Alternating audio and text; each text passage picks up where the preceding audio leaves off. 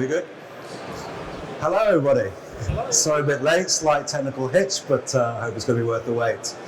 I'm delighted to see so many people here, all probably aged about 8 or 9, 10 years old. So I'm going to talk a little bit about my life in games, why I believe games go beyond entertainment, how in many ways they help educate us.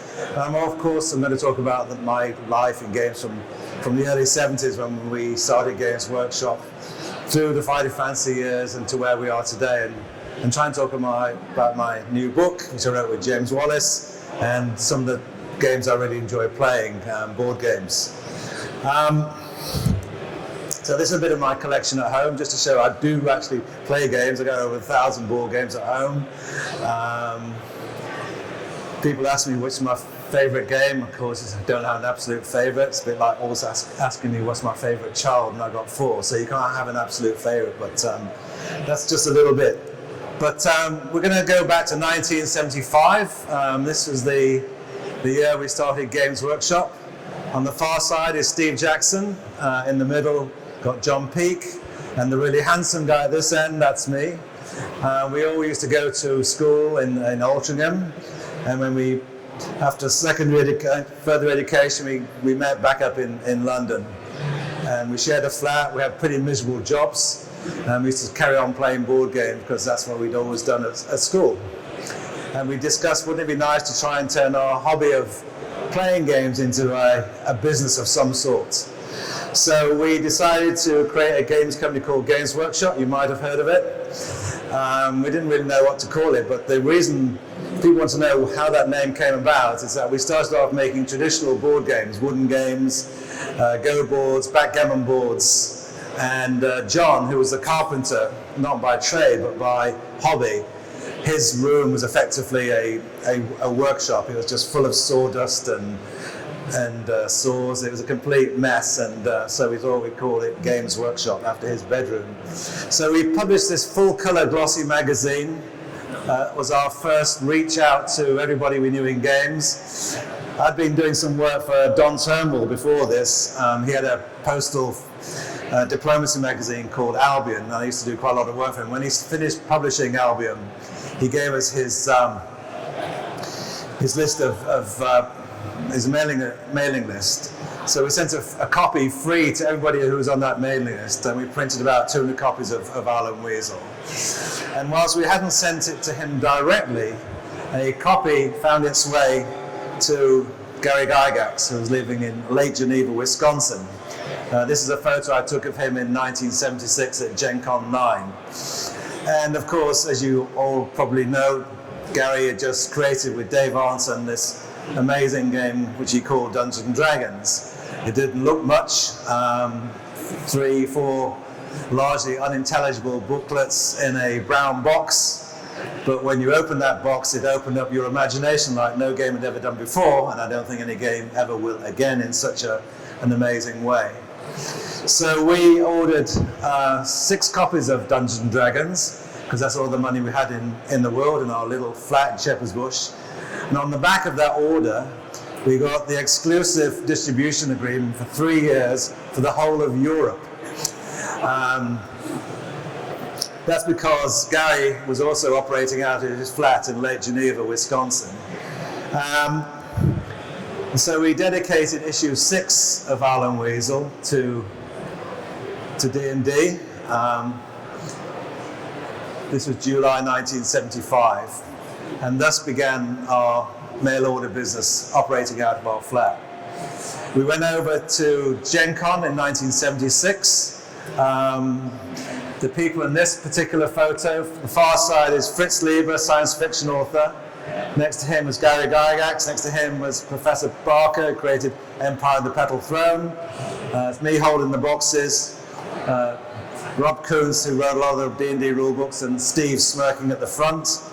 The worrying thing about this particular photo is the 3 gentlemen to my right are all dead, and I'm kind of next in line, but we carry on. We also got to meet Miss Wisconsin 1976.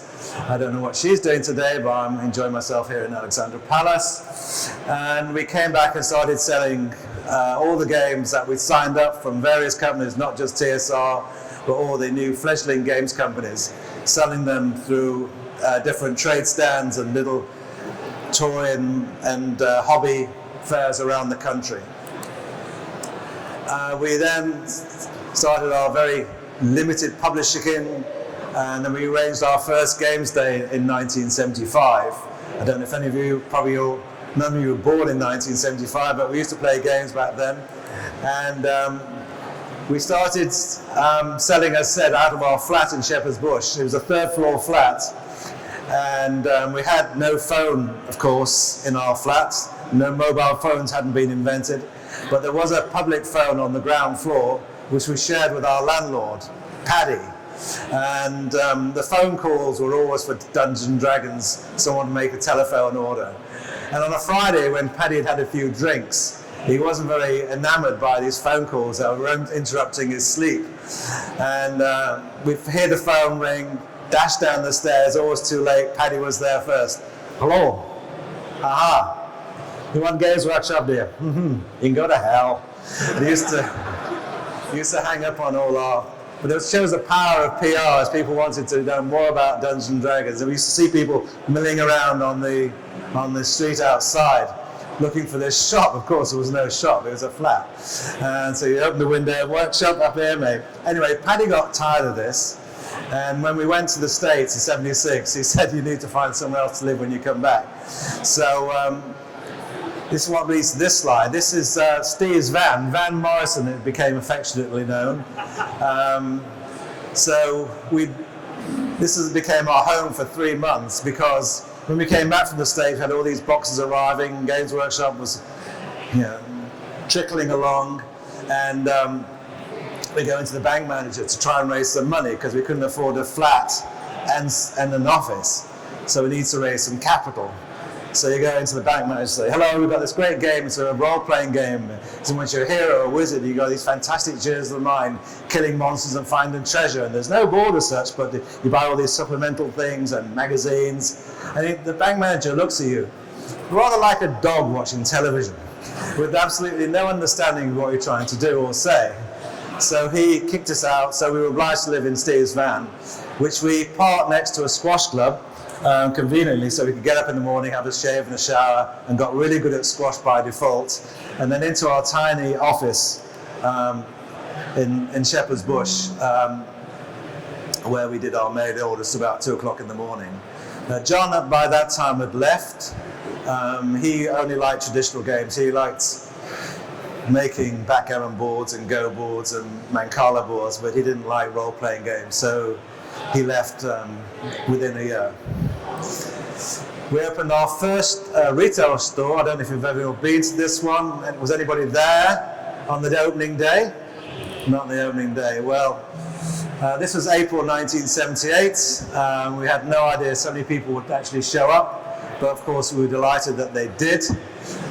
We've been trying to do a reunion shot ever since. I've managed to track down 4 people in that queue, including Oliver MacDonald, who was the first one to queue, and then we're going to do it again one day. Might be a bit challenging because that's a Bosnia Herzegovina Community Advice Centre, but I'm sure with Photoshop we can get through that.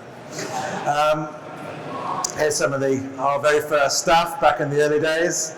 Steve on the far left, and our great cat Albie Fury, who was the mainstay of our production in the early days, sadly no longer with us, but an amazing character, Albie, and sadly missed. This is on the opening day. We had lots of bargains, Dungeons and Dragons for £1, etc. This is us trying to look interested in shelves, Steve and myself, and this was our accounting system, a Commodore PET.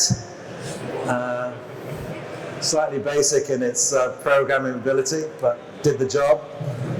This is Games Day. Some Peter Darvel Evans. He's. And how many of you actually worked at Workshop, apart from Mark Gascoigne here? Everybody here worked at Workshop? Just the one? Okay. And then, of course, we decided to up our game and get rid of Owl and Weasel excuse me, and become a bit more professional. So we thought we'd create White Dwarf magazine. Not sure why we chose decapitation for the front cover of the first one, but it certainly did pretty well. This is me in 1978 putting White Dwarf together.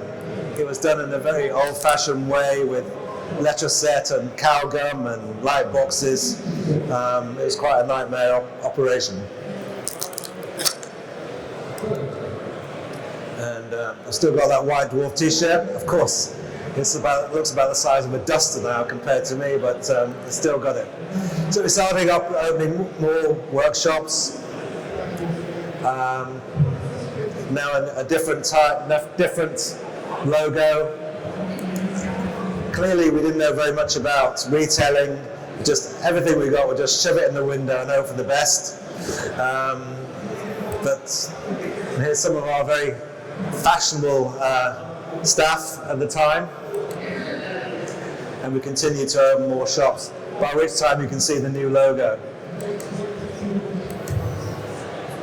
And with this one, was I'm standing next to me is Brian Ansell, of course, took over control of Workshop in 1985. And how did that come about? Well, we'd been running it for 10 years, by also writing Fighting Fantasy game books, and that was beginning to take its toll to run Workshop during the day and write Fighting Fantasy game books at night. So Brian took control because he was already doing Citadel miniatures with us, and it seemed a natural progression to move the whole of the distribution to Nottingham. Of course, Workshop today, publicly quoted company, hugely successful, amazing thing. So if you're wondering actually where the Workshop logo came from, it was designed by Ian McCaig, who did lots of the covers for my Fighting Fantasy game books. It was first used on a bag for the Manchester and Birmingham shops. So that's where the origin of the logo came from. We're all wearing ties because the Daily Mail was going to do a report on Workshop. As soon as they went, we all took our ties off. We started doing, of course, our own board games, as well as distributing TSR Hobbies games. And this is playtesting Talisman with the inventor Bob Harris in the far left corner. Who's played Talisman? Who's got the first edition? Who's going to put them on eBay? You put it on eBay. Not yet. Wait for you to die. This is me trying to role-playing being a businessman, trying to at the British Toy and Hobby Fair when we produced our own versions of D&D. And of course, the huge growth of Workshop came about through Citadel. These are one of the very early miniatures catalogues. I bet you haven't got one of those, Mark, have you? And this is how the miniatures were first retailed, in these very small little polythene bags with header cards. I've still got some of those too. Early catalogues, colour catalogues, and this is the production process actually happening with Brian Ansell in the background there, overseeing the people casting what was then metal figures. But of course, the whole value of Workshop came about as Warhammer. How did Warhammer came about? As I said earlier, we had a 3-year exclusive distribution agreement for the whole of Europe, at the end of which Gary Gygax visited us and said, let's merge our two companies, let's put TSR Hobbies and Games Workshop together. Steve and I were very independent and young at the time, and we wanted to forge our own destiny, so we said no to that merger. Plus we didn't want to move to Chicago for half the year. So we said no. So we carried on being distributors of TSR's Hobbies, but TSR set up their own company in the UK, but we remained their biggest distributor. And we suddenly realized how vulnerable you are if you don't actually own your own intellectual property. And I give quite a few talks in the video games business. I always say, hang on to your IP. Often it's traded away for project finance, and you end up losing something which has incredible intangible benefits and value. if you hang on to your own IP. So, Brian suggested that we create our own game system, and he set about with Rick Priestley and Richard Halliwell to create the first Warhammer. If I get anything wrong, Mark will correct me, because he's a aficionado of history. He knows more about it than I do, which is even fun. So please correct me if I'm wrong, Mark. But hopefully you don't. And of course, we all know now how that intellectual property has become a very strong brand. Games Workshop is just the listed entity, and might I say, one of the most successful companies on the London Stock Exchange at the moment. Its market cap is now worth £1 billion, this company. Sadly, we have no equity left. We sold out in 1991 to a management buyout, but it's been great from our point of view to watch, almost as proud parents, the way Workshops continue to prosper long after it left our home. So, what happened next? Well, in case you don't know, Steve and I are writing a book in collaboration with Jamie Thompson to describe in more detail that brief summary I gave about the history of Workshop. And if you're interested in buying it, you can buy it. It's a crowdfunding site for publishing, unbound.com. We were taking far too long to write it, but we've now got most of it down in draft formats. We've got over 300 photographs that are going to be put in that book. So it's now the question of doing the pagination, but we are getting there. So if you've already subscribed to this, please bear with us. What happened next? Well, what happened during the time, as I said earlier, we used to run Games Days, and it was Games Day 1979 where we had, rather like today, stands from beyond Workshop. Workshop at those days was not just about Workshop products. And Puffin Books with their Penguin brand had come along, and there was an editor called Geraldine Cook. They had a book for sale called Playing Politics, and she was bemused by thousands of people playing role-playing games, particularly D&D. And she said to Steve and I, will you consider writing a book about this hobby of role-playing? And we said, well, rather than writing a book about the hobby, why don't we come up with a book that allows you to experience what that hobby might be? So she thought that was a great idea, and we set about creating a game system in book format, a branching narrative with a game system attached, whereby the book replaced the Dungeon Master. And she tried to get it into Penguin. Penguin said no. And she thought it might be better to try the Puffin brand, and hopefully children might enjoy these books. When she told the managing director of Penguin Books about the idea, he laughed so hard apparently his head hit the table. But she doggedly carried on fighting our corner until they agreed to publish the first book. It was originally called The Magic Quest, and we changed that to The Warlock of Firetop Mountain. It was amazing illustrations inside the book. Russ Nicholson, still doing it today, really captured the essence of role-playing in the format that we were prescribing. So for those of you who don't know, Fighting Fantasy game books are books in which you, the reader, are the hero. This book broken up into 400 paragraphs, at the end of which you make a decision, simplistically turning left or right, finding items like keys to open doors and chests further on, hundreds of ways to fail, because we enjoy nothing more than luring people to their deaths. But they became pretty big in the 1980s in particular. It was quite difficult to write them. This is a brief extract from the Death Trap Dungeon flowchart. So you create a flowchart as you write. And this is when Firetop Mountain came out in 1982. And of course we went on to create more. At first they didn't sell well because they looked like a normal book, and Penguin didn't know what they had in their hands, but they started to sell out in various pockets and around schools around the country. And suddenly that viral spread of the moment, of course, was Playground Chat back in those days, and they started to sell out everywhere. And suddenly Penguin wanted 2 more, so I wrote Forest of Doom and Steve wrote Citadel of Chaos. We were able to use our artists on books. My favourite one of all time was Ian McCaig, who did these particular covers. Puffin, we had to fight that battle because Puffin wanted, because it's a children's book, very safe covers. They wanted little toadstool with a gnome sitting on a toadstool and butterflies. And we wanted covers that threatened to rip the faces off the readers. And we won that battle, I'm delighted to say. And we got our way. So here's 2 more covers from Ian McCaig, iconic figures creating and bringing to life the monsters that we dreamt up. Ian McCaig became ultimately very, very famous indeed. He went on to work for George Lucas and created Darth Maul, and you can see the similarity between Zambar Bone on City of Thieves and Darth Maul. They could be half-brothers at least. Here's some of Steve's books.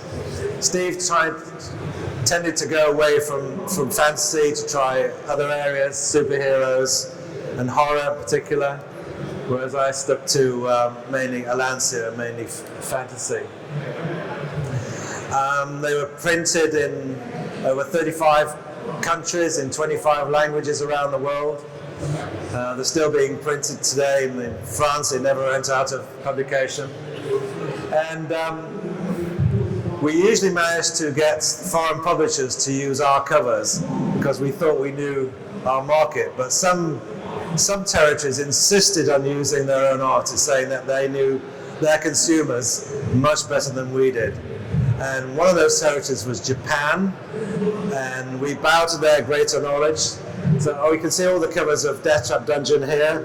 I'm now going to show you Death Trap Dungeon Japan. Can't really comment on that, but you have to make your own mind up about that one. Moving swiftly on.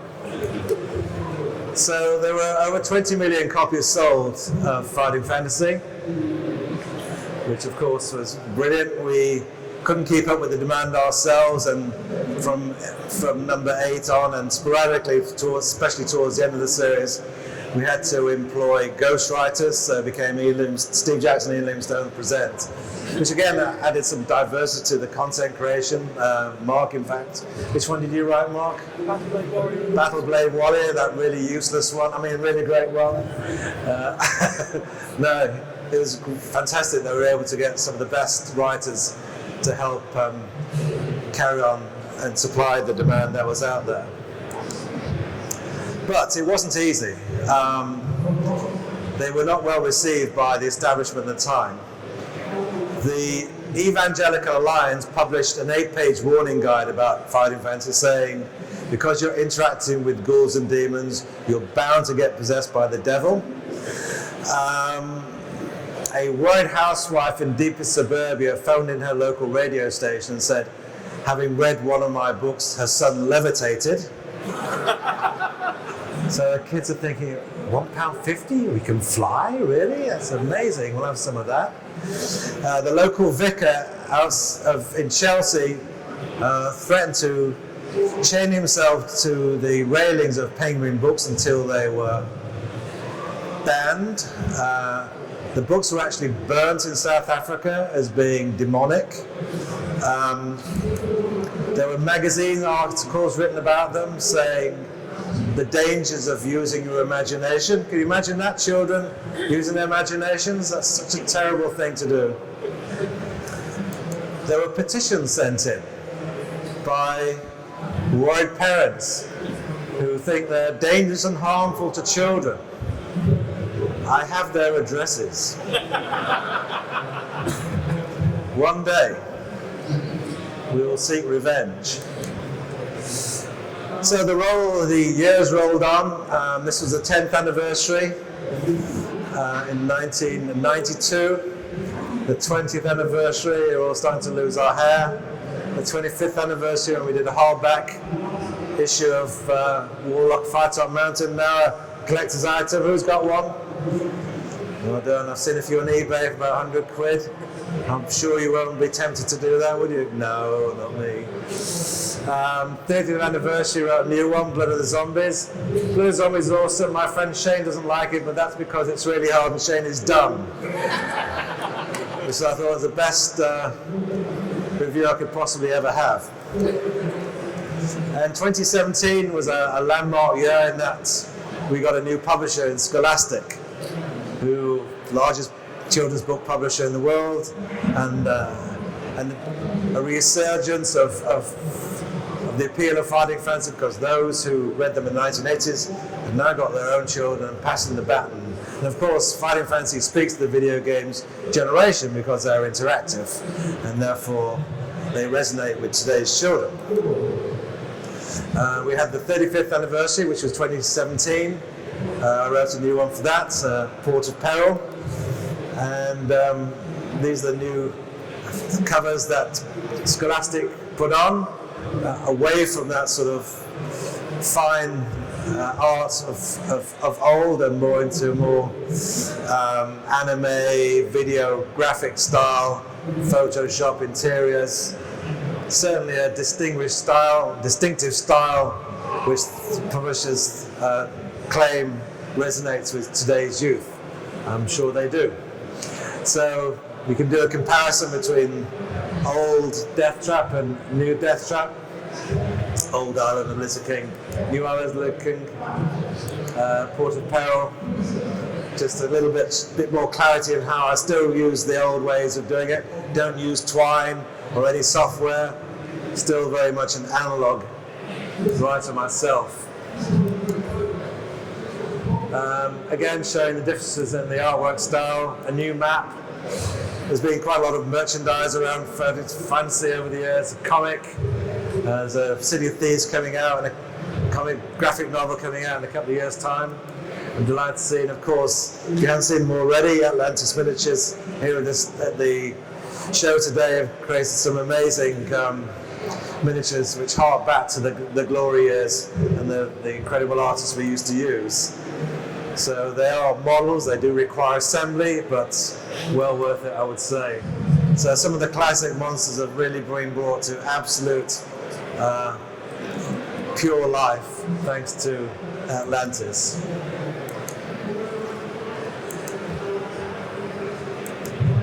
And of course, I've just written a new book. It came out a couple of weeks ago, Assassins of Valencia. You can get it on Amazon and a few bookshops that are willing to stock fighting fantasy these days. And I've also written the hardback. Well, there was a hardback edition done for Fighting Fantasy Fest, which took place a few weeks ago. The books always end after 400 paragraphs, so we printed, Scholastic printed 400 copies of this for Fighting Fantasy Fest. They're very limited editions, a numbered edition, and got a few copies left if anybody wants them. I'll be signing at the Atlantis stand following this little talk. But I'm also here to talk about my other new book, which I wrote with James Wallace, who's listening now to every word I say to make sure I say nice things about him, which of course I have to struggle to do. So we wanted to write a book that wasn't just a review of games. We wanted to talk about the cultural history of games, the people behind the games, and why games are such a wonderful medium that people don't really understand has been around for so many years. People usually think games have only been around for a couple of 100 years at best, but the first games boards that were excavated in the Middle East were found 8,000 years ago. No pieces, no rules, but they were nevertheless found. The first known game was Senet from 5,000 years ago. Tutankhamun used to be a big player. Pretty boring game, but nevertheless, he loved it. 4 sets were interred with him. And when his tomb was opened last century, they found 4 wonderful, pristine sets of Senet. We talk about great games like the game of Goose. It looks beautiful, absolutely boring as hell. You wouldn't want to play it. So we talk about ball games in 100 moves, i.e. 100 games that have had influence over the time, but not necessarily the best games. The way most Victorian games were simple race games, move your piece around the board, nothing else happens. Pure games of chance. It wasn't really until 1903 when Elizabeth McGee invented the landlord game, where something actually happened when you landed a piece on a square. You could actually do something, rent or buy property. And indeed, it was her game that inspired Charles Darrow to make a copy which he called Monopoly, which he licensed to Parker Brothers and became a millionaire off the back of. Sadly, Elizabeth did not profit from what was essentially her own design. So we talk about all the little anecdotal fun bits around how the Scrabble was a failure for its original inventor, who sold the rights to somebody else, who was also failing until the chairman of Macy's happened to buy a copy, played it, and ordered 2,500 copies. And with that order, he suddenly decided to license and sell show Richter. They made and sold 2 million copies rather quickly, and he did rather well. Yet the original inventor, Alfred E. Butts, made virtually nothing. And how strange games like Twister might not have been were it not for chance appearances on TV. Twister was originally known as Pretzel. Wasn't doing very well for Milton Bradley. They were about to withdraw it as a line but their PR agency had already got it booked to appear on the Johnny Carson show. And Johnny Carson played Twister with Eva Gabor on TV, and as they were entwined, it suddenly got the whole nation spellbound, and it sold out across the United States the next day, and they had to start making 40,000 copies a week just to keep up with the demand.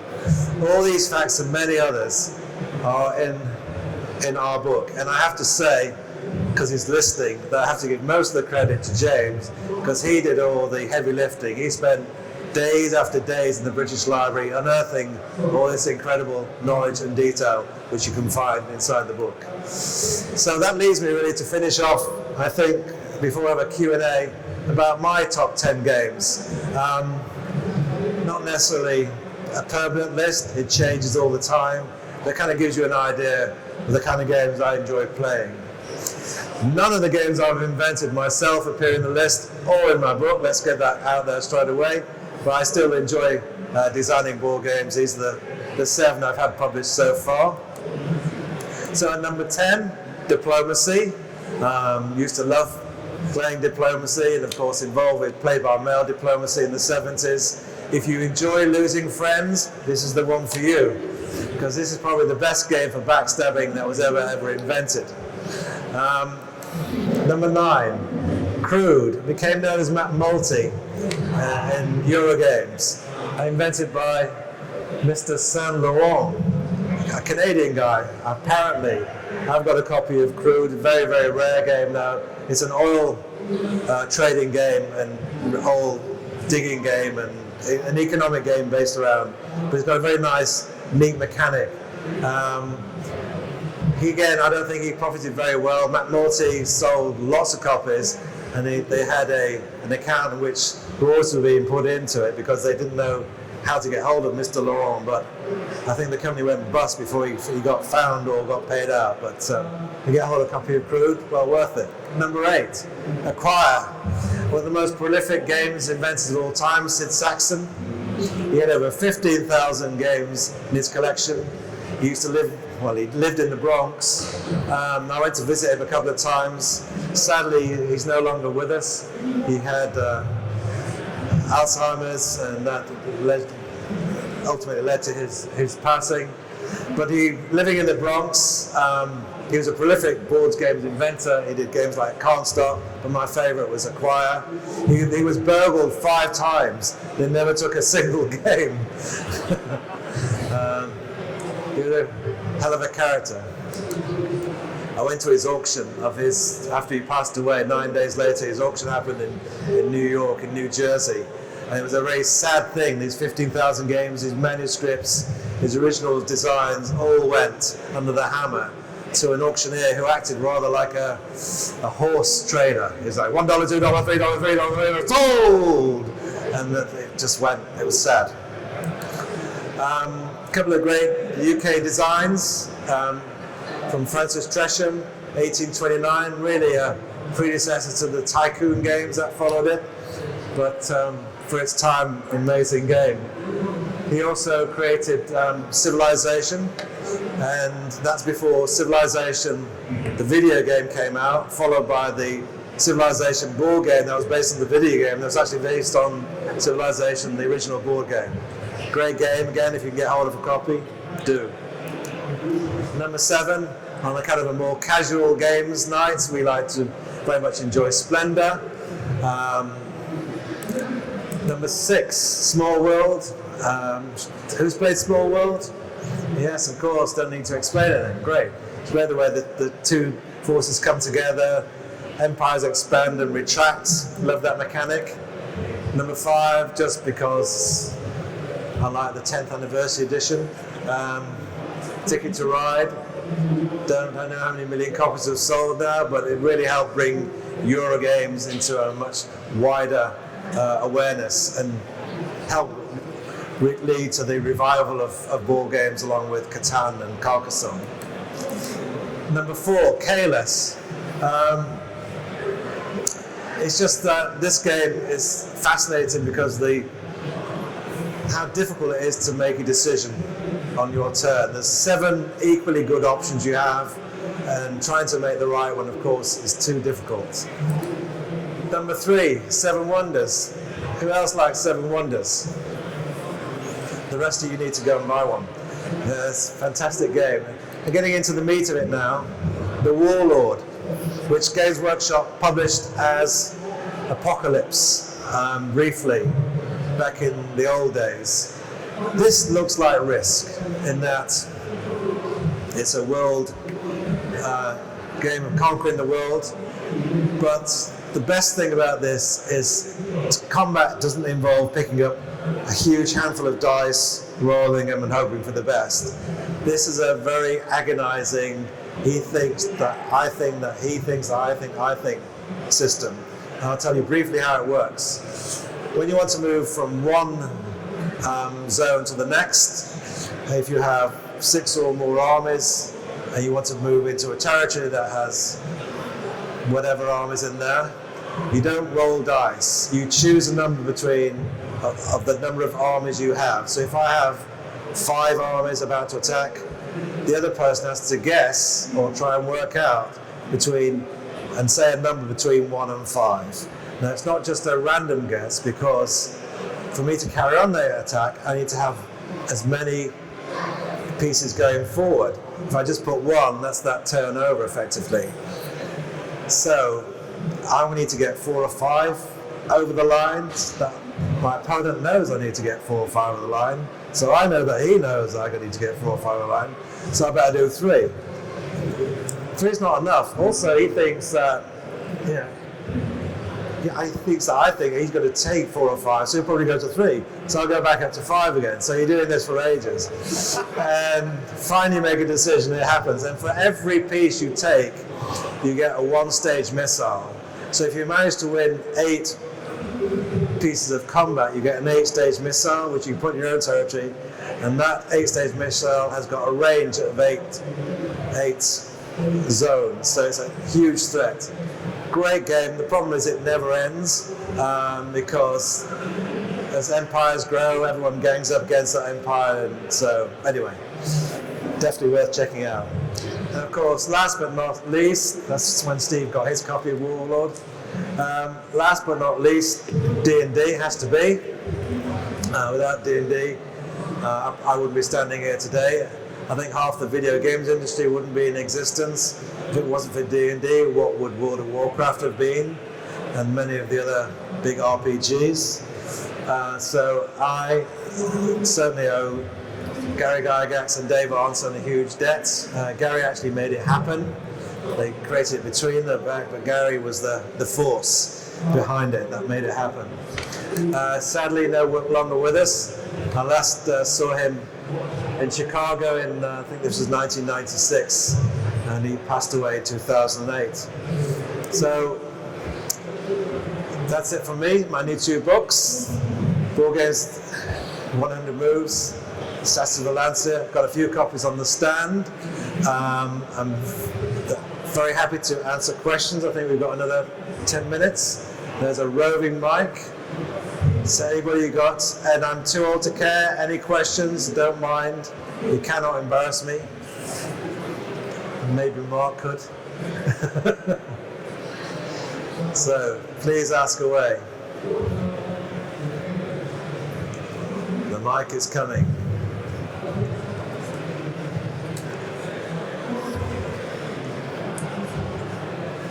Hi, good afternoon. Thank you very much. A very interesting presentation, and I'd like to say a personal thank you for the role you played in getting me into role-playing games and everything. I remember purchasing the Warlock of Firetop Mountain a while ago, and it's stuck with me ever since. I just wanted to get your view on the way you see Warhammer, particularly 40k, has gone. I got given the Ultramarine film, the animated film, a few years ago as a birthday present, and there's never really been anything that's followed on since then. They haven't seemed to have spanned what I would have thought would be a natural step into sort of either TV or film of some description. Wondering if you had a view on why that hasn't happened. Well, of course, I'm no longer associated with Workshop, so they have to make their own decisions. So my guess is probably similar to yours. I would say that Workshop micromanage their IP. They don't want anyone taking their intellectual property in a place that they don't want it to go. You can see they're very careful about the content that is out there and how it's controlled and how it's licensed. So I suspect an opportunity to expand might happen in traditional media, but unless Workshop sees eye to eye with whoever is going to be the creator, broadcaster, producer, director of any linear media, I think it's going to take an awful lot of consideration on their part. And unless it advances their cause, they're not going to be interested in the same way as they're not interested in other products appearing in Workshop shops. You know, they've got a very clear focus.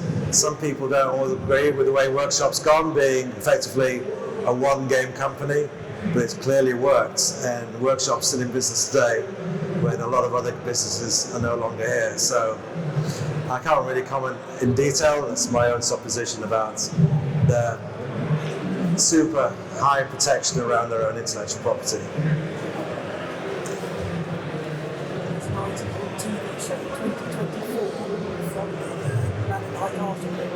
Sorry? They just licensed the Eisenhorn books for a TV show out in 2024. Okay. Man in the High Castle. I'm told they've licensed Man in the High Castle books. No, the Man in the High Castle people. Oh, the Man in the High Castle people have licensed some Eisenhorn Inquisitor. Eisenhall as a TV series. So, thank you, Mark. I always said he knew more than me. Any more questions before we bring it to it? Yes, sir. Yeah, back.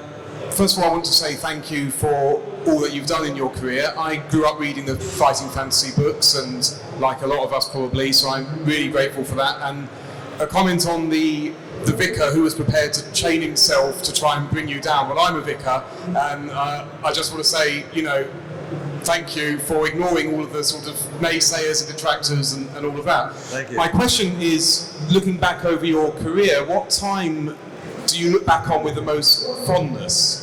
What was the most sort of exciting period in all of it for you that you really look back and with pride but also with excitement? I think the whole thing's been pretty exciting, but I've moved through different iterations of it. Clearly the early days of Workshop resonate highly in our memories because they were pioneering days. We were just making it up as we went along. Neither of us were particularly good business people, but we formed a business that ultimately became pretty successful. Of course, a lot of that growth was due to people who were much better at running businesses than we were, but at least we had the ideas, the passion, the enthusiasm. We were living the dream, so it didn't seem as like hardship. So the early days of Workshop were hugely important to us, and seeing Warlock of Firetop Mountain on the shelves of Smith's was another big moment. To actually see a book that we created that was a new book. It wasn't just a branching narrative, this was a branching narrative with a game system attached to it. It was also great, and suddenly, against all odds of Penguin publishers who had so much self-doubt, they became ultimately hugely successful. And then, of course, I had quite a lot of success in video games. I was chairman of IDOS when we launched Tomb Raider, Lara Croft, I'm still on the board of several video games companies. And that's where I've been from a commercial point of view for the last 20 years. But the early stuff is the stuff of our children really, and that's why one of the reasons, of course, I'm here today. I love it so much. Work and play is the same. The early days, the role playing is still very much part of my DNA.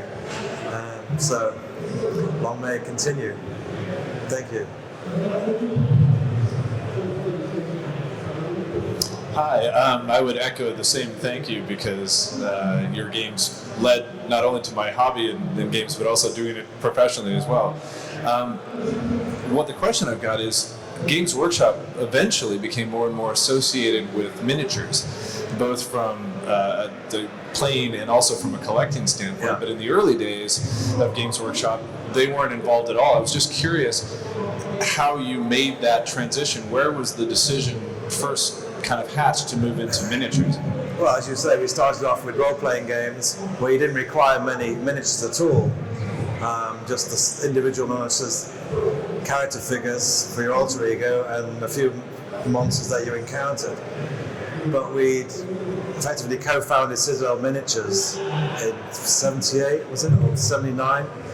And Brian Ansell, who ran Citadel, was in love with what he called his toy soldiers, and his background was tabletop battles. And from a business point of view, Workshop really required a game system that led to ultimately the sales of lots of miniatures, because there's clearly a lot of margin in miniatures rather than selling just a few rule books. So I think Warhammer was always going to be something that involved an awful lot of miniatures, whereas role-playing is just a few miniatures. So over time it evolved into a miniatures company, really driven by the economies of the business. That's not to say that Warhammer is a bad thing. I think it's an absolutely amazing thing. Hi. I grew up in Ravenscourt Park and had played in that original store. And just around the corner there was like a friendly local game store, like opposite the council town hall. And as I was sort of growing up and getting into sort of Games Workshop and Magic cards and all the rest of it, the friendly local game stores that I used to know all disappeared, and all the games stuff disappeared into like Virgin Megastore, and that's the only place I could go to get books in London. But now all the friendly local game stores are back, and as a child I didn't understand where my shops went, and I was left with Games Workshop or Virgin Megastores, and I wonder if you could shed any light on what happened in that period. The demise of the shops. Yeah, because now there's like lots of small game shops popping back up again, and there's places for me to go and do my hobby, but there was the demise in retail, not just because of Amazon, but board games fell out of fashion. People were playing workshop stuff, and they also transitioned into video games. So I think video games took away a lot of that market. And why has there been a revival in board games? I think really Kickstarter's helped lead that transition, because it's enabled games to be made that would not have been made otherwise, because there was no distribution channel, there was no shops to put games in. People would make a game, and then 5,000 copies would be in their garage because they couldn't sell them. But now through Kickstarter, you can pre-sell those same 5,000 and ship them to a prepaid audience around the world. Not only that, you can learn how to play on websites, you can see reviews of games on websites, and of course you've got e-commerce. So Amazon has allowed anyone, no matter where they live in the world, to buy games. And those games that are Kickstarted, they also go beyond Kickstarter into distribution. So because of this ecosystem has grown around the revival of board games, new shops are springing up, especially board game shops. And going to Essen every year, there's nearly 200,000 people at Essen last year that released 1,800 new games at Essen. So there's clearly a demand for games, and it's fantastic to see that. I think we've got time for one more. One gentleman in the front.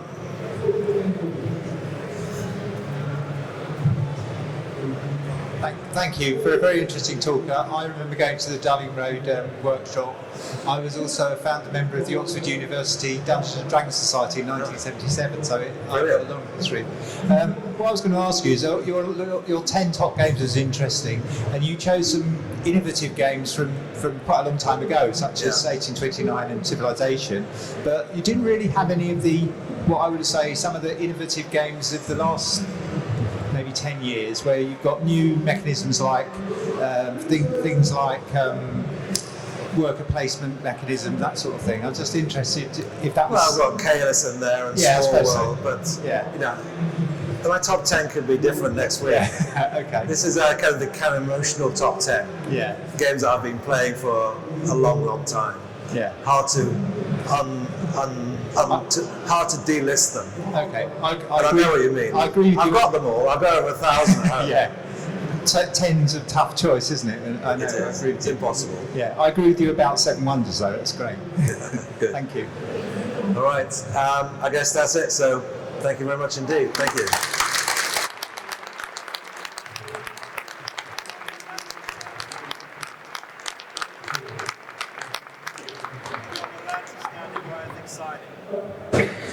Yeah. I'll be on the Atlantis miniature stand if you want anything signing.